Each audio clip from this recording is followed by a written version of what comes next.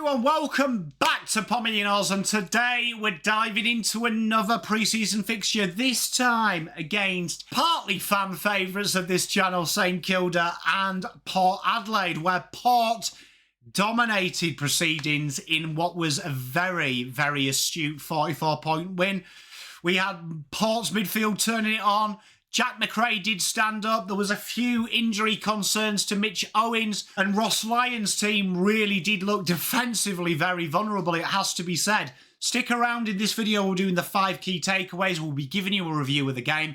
As always, make sure you hit the like button, subscribe to PommyInOz. We've got a load of AFL content throughout the year, keeping you updated and ahead of the game. Let me know in the comments while the intro rolls, what was your biggest takeaway from this game? So Port came flying out in this game, holding St Kilda goalless in the first quarter, blowing out to a commanding lead. The midfield, led by Connor Rozee in Zach Butter's absence and ably assisted by Rozee Horne-Francis, ran riot. Absolute riot. And Jeremy Finlayson had a positional change down back, looking very accomplished, and his ball use really catching the eye. St Kilda struggled with poor execution, poor skills, turnovers, making life incredibly easy for Port, who showcased a pressure-based game in the first half, but then played keep offs in the second half. Mitch Owens' injury only added to the disappointment, and Cooper Sharman went off injured late in the game after really showing not much. Port's new attack, though, Lukosius, Powell-Pepper and co, looking incredibly razor-edge sharp, as they had plenty of scoring power and pressure around the ground. The Saints did have a tail wag towards the end. Macrae, Boxall really showing a bit of promise, but that was probably the only positives about St Kilda, other than each siren worked at quarter time. The game was already done and dusted, and in the end, Port Adelaide won 14 goals, 993, playing 7 goals, 749. Now let's break that down into the 5 things we learned. We've been talked harsh about St Kilda, and I'm going to be incredibly harsh about St Kilda because I think they are a lot better than what they showed, but Jack Macrae, for me, could be the Tom Mitchell for Collingwood type recruitment that Saints are dying, desperate need of. He was brought in for a reason, his ability in and around the ball and to get to the spread that they're so good at. And he racked up the touches, 32 disposals, 7 clearances, 344 metres gained, 7 score involvements. His composure, his contested work, his calmness and reliability, again, often let him refeed the ball to teammates, and for me, was easily the best on ground for St Kilda. He has to be that steadier in hand, because this week, what we saw, although a practice game, you expect the intensity to be down, but the ball skills are unforgivable, and he's going to have a lot of work to do. He's going to be the guy that is feeding the ball to the better, exciting players. And Wanganeen Mawera was down this game. All them type of players need to come to the fore, because this guy is going to be giving you it on a silver platter. So the one takeout here for St Kilda fans and Ross is that Jack Macrae looks back to his best. With the retirement of Charlie Dixon, it's always difficult to know how it goes, and there was a lot of Port fans who were genuinely worried about this and the greater AFL world.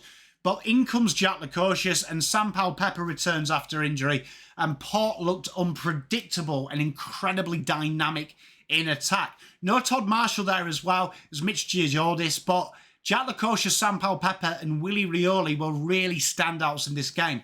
Jack Lukosius, his 2 goals, 2 behinds, 9 marks, 330 metres gained. I still question his defensive efforts at times. He looks like he gives it up a bit, but what that lacks, what he gains in getting up the ground, creating leading lanes for Willie Rioli to dip into, for Sam Powell-Pepper to nip into, really, really solid. And he's one of the best kicks of the football in the AFL. He looked really strong, and I think he could have had more goals if this game was an in-play type of game. But I'm really impressed with what I've seen from Lukosius. Absolute solid pickup for peanuts as well, really, in the grand scheme of things. Sam Powell-Pepper, we love a little bit of SPP round here. He's tough, he's rugged, he's hard. 3 tackles, 2 goals, 2 behinds, an absolute wrecking ball and a real pressure machine. He was really constantly stifling the halfbacks, and that is St Kilda's strength. St Kilda in the second quarter tried to do incidentally what they did to Carlton. Kick, try and take the pressure off. Powell-Pepper was one of the players that wasn't having it, and within 5 minutes of that second, they put the foot down and said, no, we're too good. And Willie Rioli, it's great to see Willie Rioli looking happy. Still looks not quite at the fitness levels, but when you're that clever, you're that smart, the footy nows, took his 3 goals really well, and they were very fortuitous efforts as well. He looks back to his best as well. Get some KMs into him, get that fitness looking sharp. Incredibly dynamic, this forward line. Keeps the variety, and they're going to cause trouble this year.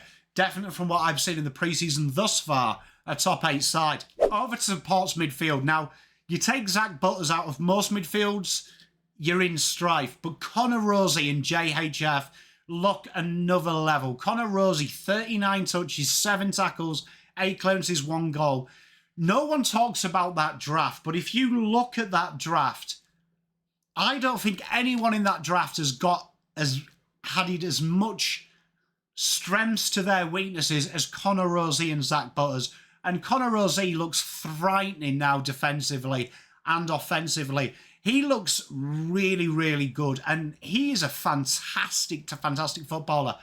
Everything he does is class. He reminds me of a young Pendlebury as well. He buys himself time. He knows what to do. He makes himself available, but he also is willing to get his hands dirty.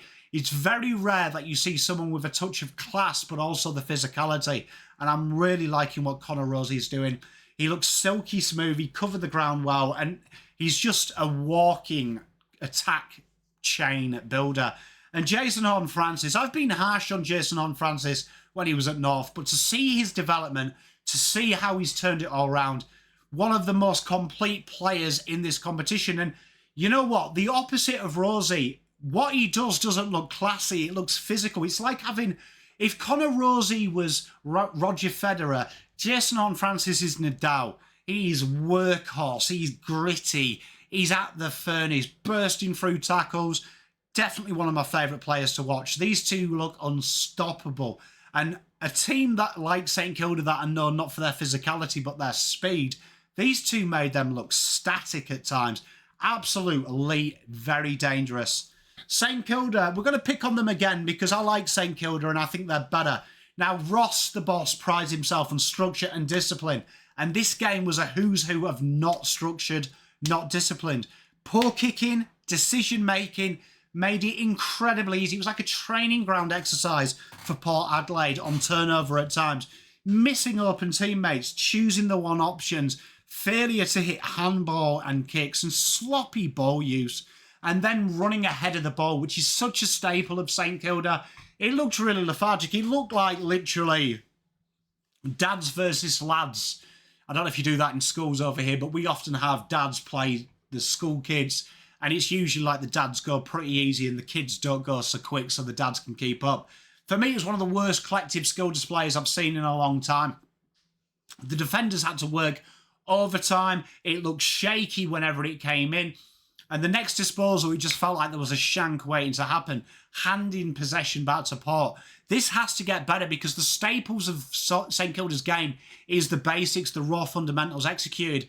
And I felt like a lot of the guys who I don't think are best 22 for St Kilda really didn't put out. And at times, Hugh Boxhall looked like the best player on the ground for St Kilda. And that's a worry. First-year player, a lot more needed from their players around the ground. And let's hope this is a blip. And I'm sure it is a blip. But for Saints fans, I would have watched this. I would have been incredibly disappointed with the output of my young men.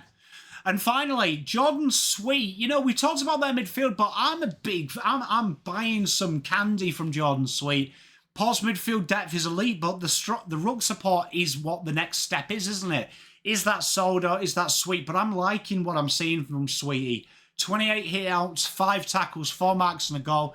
He works hard around the ground, and in today's fast-paced AFL midfield, you want ruckman to cover the ground, but what I like is his physicality. He adds that kind of thugness to what is a very, very complimentary midfield.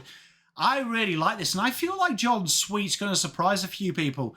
We've seen Tristan Xerri burst out of nowhere. Now, I don't think his trajectory is that good, but I really like Jordan Sweet. I think he's a real steady, reliable hand there, and I think he's going to grab the bull by the horns and be a really top performer for them. So that's it then. Jack Macrae, big positive. St Kilda's version of Tom Mitchell, a ready-made fix for what is a glaring hole. Port Adelaide's attack looking incredibly direct, incredibly multi-dimensional, and incredibly dangerous. Rozee Horne-Francis, boy oh boy, both world-class superstars. Can't wait to see more of it. St Kilda, when their poor skills and structure falls, I don't think they have enough A-grade talent to do damage. And Ross needs to get stuck into these boys because that is their bread and butter. And John Sweet, just quietly, a very important part of the puzzle. That's the 5 things we learned from this game. We'll be back tomorrow covering the Eagles North, and we'll be doing the Melbourne Freo game. Like and subscribe for more great content. Peace, love and light. Pom out. Spent all my life holding all of it closely. I played it innocent, a feel of discontent. I'm finally facing it all, fearless.